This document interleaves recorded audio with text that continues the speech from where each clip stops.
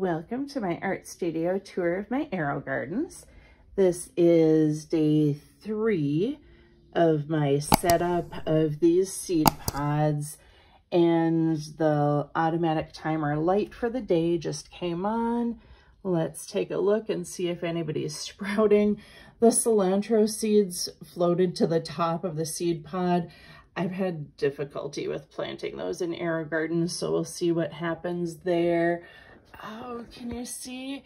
German chamomile way in there. Tiny sprout, tiny sprout coming up. Yay, German chamomile. Moving on the other side of my art supply cart. What else is in your art room besides your art supplies?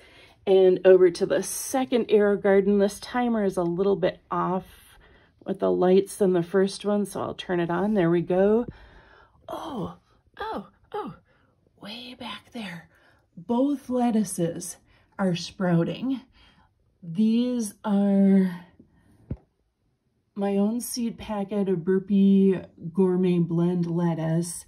Day 3, both of them have sprouted. So that's what's happening on day 3 of my AeroGardens.